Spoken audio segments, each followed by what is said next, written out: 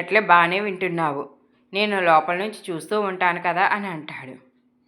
ఇక మైథిలి, ఈ ఇద్దరు బాసుల వల్ల నాకు తల హీటెక్కిపోతుంది, కాఫీ తాగాలి అని అనుకుంటుంది. ఇంతలో క్లర్కు కాఫీ తీసుకువస్తాడు. ఇక క్లర్క్కి సైగ చేసి పిలిస్తే, ఏంటి మేడం, ఏం కావాలి అని అడుగుతాడు. కాఫీ అని మైథిలి సైగ చేస్తున్నా.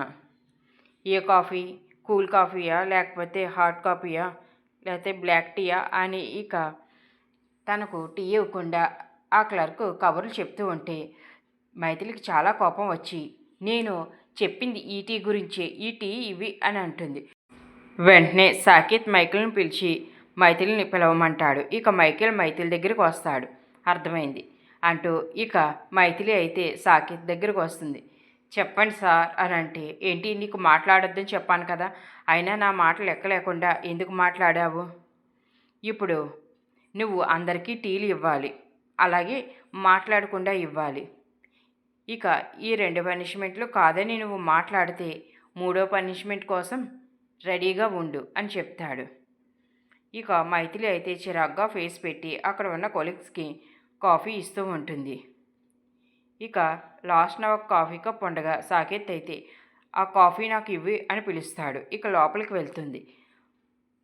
సాకేత్కి కాఫీ ఇచ్చి ఇక మైథిలి అక్కడే నుంచుని చూస్తూ ఉంటుంది. ఇక సాకేత్ మైథిలి వైపు చూస్తూ, నీకు ఈ పనిష్మెంట్ బాగానే ఉంది కదా అని నవ్వుకుంటూ ఉంటాడు. ఇంతలో ఆ కాఫీలో ఈగ పడుతుంది. అది మైథిలి చూస్తుంది.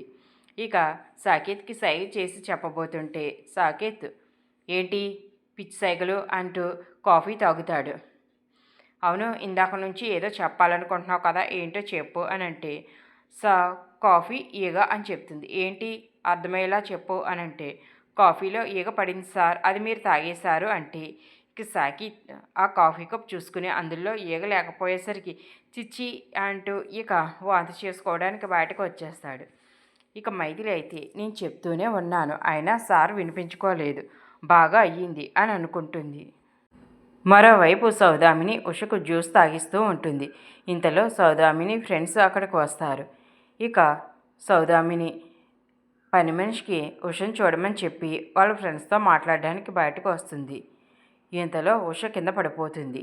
సౌదామిని తన ఫ్రెండ్స్ లోపలికి చాలా కంగారుగా వస్తారు. హరిశ్చంద్ర ప్రసాద్, కైలాసనాథ్ కూడా వస్తారు. ఇక ఉష పడిపోయి ఉండడం చూసి సౌదామిని చాలా కంగారు పడిపోతుంది. ఇక ఉషను లగదీసి కుర్చీలో కూర్చోబెడతారు. ఈ పని మనిషి ఎక్కడ చచ్చింది, దానికి చెప్పే కదా వెళ్ళాను అని ఇక సౌదామిని లక్ష్మి అని పిలుస్తుంది. అమ్మ ఏమైంది అని అంటే ఇక కైలాసనాథ్, ఏంటి నీకు అసలు బుద్ధి లేదా, ఉష పడిపోయింది, నువ్వేం చేస్తున్నావు అంటే, అమ్మ ఇప్పుడే ఫోన్ వస్తే పక్కకు వెళ్ళి మాట్లాడుతున్నాను అని అంటుంది.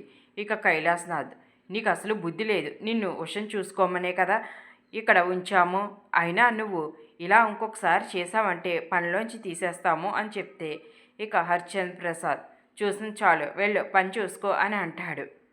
ఇక సౌదామిని ఫ్రెండ్ కళ్యాణి అయితే, సౌదామిని నువ్వేమీ బాధపడకు, ఉషకు నయమైపోతుంది, మా చుట్టాల్లో ఒకరికి ఇలాగే ఉంటే పరిస్థితి, వాళ్ళు ఎక్కడో చూపించారు, తనకు ఇప్పుడు బాగా నయమైంది, వాళ్ళ దగ్గర అతని నెంబర్ తీసుకుంటాను, ఇక మనం కూడా ఉషను అక్కడికి తీసుకువెళ్దాం అని చెప్పడంతో సౌదామిని వెంటనే సరే అయితే మీ వాళ్ళకు ఫోన్ చేసి వాళ్ళ నెంబర్ తెలుసుకో అని అంటుంది.